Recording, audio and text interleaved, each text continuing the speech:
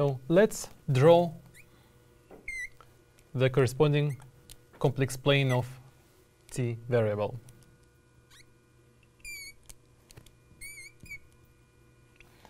As we see from the structure of our v function, there are two branch points at point kappa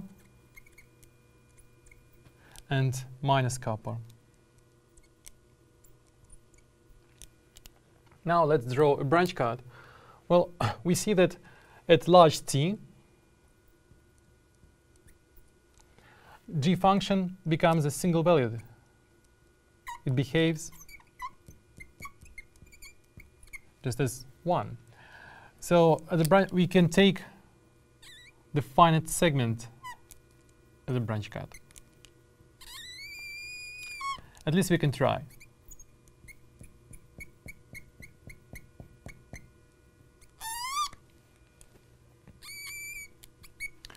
Keep in mind that I specifically wrote the definition of kappa and gamma here. The gamma is positive, and kappa is also is assumed to be positive. That means that, for example, v function vanishes at point t equals gamma because this power is positive. And also, since x is positive everywhere, if t tends to minus infinity, then v function vanishes again. So one of the possible contours would be just the contour starting at point t equals kappa and continuing to minus infinity in the complex plane of t. That's one of the linear independent solution of our Schrödinger equation. And the other one, there must be two, as you of course realize. The other one, well, it may be a just closed contour which circles around these two branch points, around the branch cut. V function will return to its original value, and psi of x function will be non-trivial. It won't be 0 because it contains these singularities at kappa and minus kappa. Well, first of all, let's analyze what is happening with the solutions defined by these two contours, which we denote C1 and C2, at point x equals 0. As we remember, psi of at the origin should vanish. So let's check if it's possible, if the function, if the wave function is indeed well defined at this point. So psi of 0 from our integral representation is simply just the pre-exponential factor.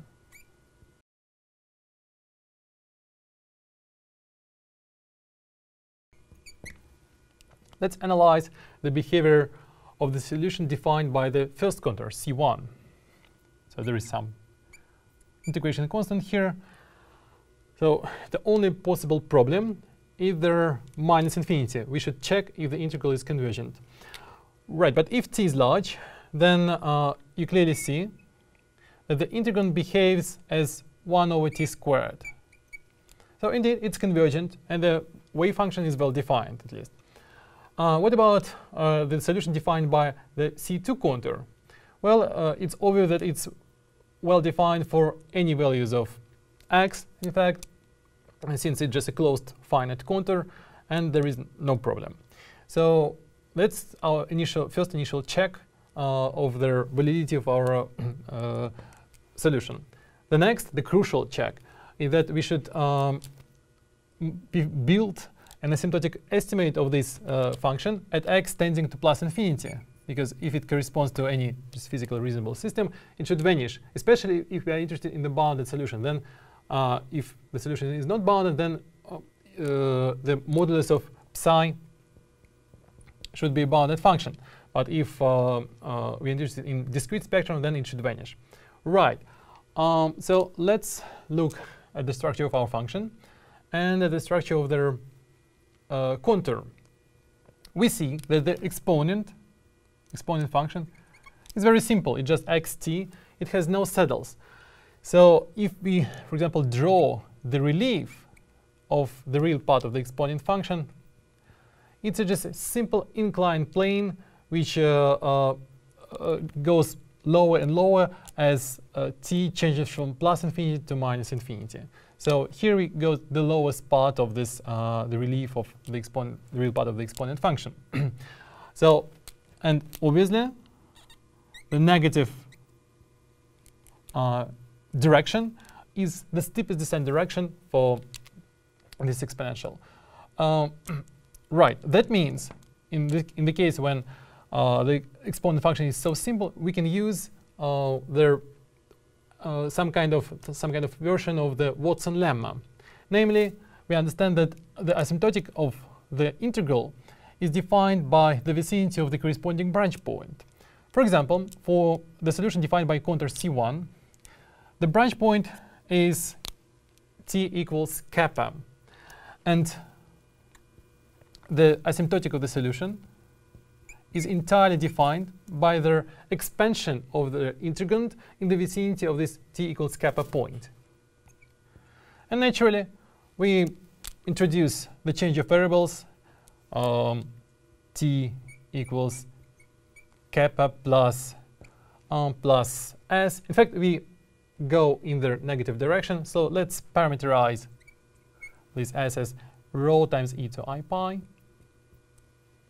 As a result, the corresponding integral is as follows. So we just plugging this change of variables into our initial integral, and we see that we can factor out e to x kappa, and under the integral, so rho, the modulus of rho is the modulus of this complex number. It changes from 0 to plus infinity.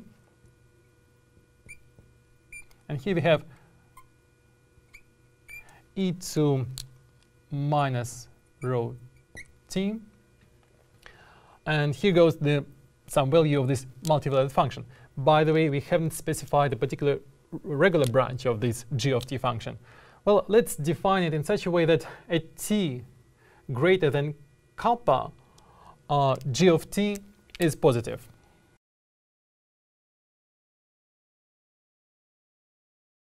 Right, so we just perform the expansion of the g of t function in the vicinity of this branch point. And right, so that means that our t plus kappa part of the g of t function, so here it had the argument, well, 0, t plus kappa, and then when we go here along this steep descent direction, the argument of t minus kappa function rotates by pi in the positive direction, which is counterclockwise, and as a result we get rho divided by 2 kappa. That's the modulus of this g of t function in the vicinity of this point times kappa over gamma over 2 kappa. So next 1 over rho. Do this minus 1 factor, here 1 more kappa, 1 more 2 kappa. D rho times e to I pi from the change of the variables. And finally, the just discussed argument. So we are here, and to account for the change of the argument, we have to add e to I pi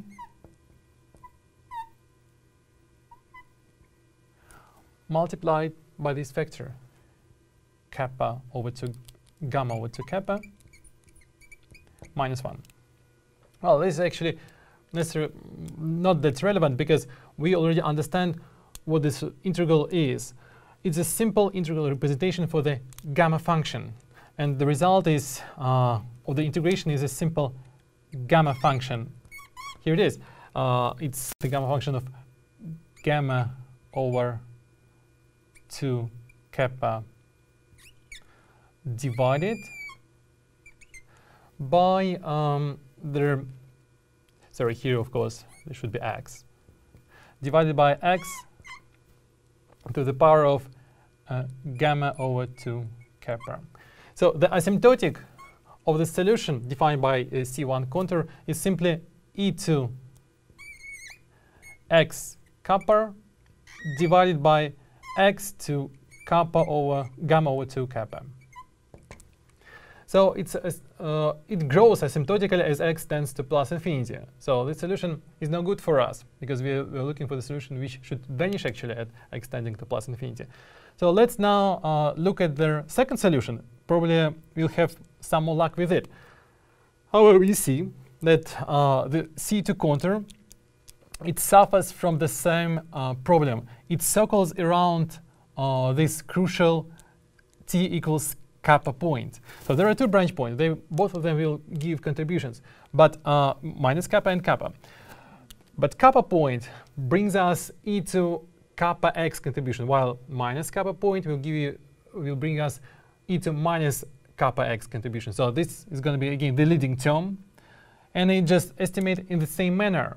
The only difference between the leading term in C1 and C2 contour is that here there will be additional prefactor because we arrive and leave this second branch point in the steepest descent direction, right? Because for C1 contour we just left it, right? We didn't arrive it. So again, the second solution will suffer from the same drawback. It will be asymptotically large for large values of positive x. So is it over then? So can't we arrive at some finite bounded solution? Well, of course it's not. One of the possible way out would be to make a linear combination of the two solutions just to get rid of this linear asymptotic term. And that indeed will help us and will eventually bring us to the correct solution.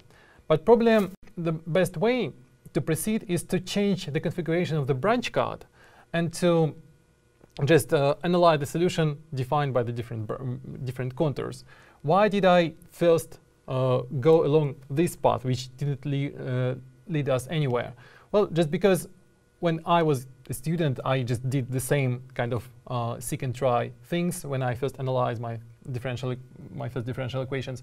And so you shouldn't be afraid of that kind of problems. So just give it a try, change the configuration of the branch cards, change the contour, and finally you will get the correct, the desired solution. So let's now switch to the next slide and to see how we can achieve a different result with different structure of the branch cards.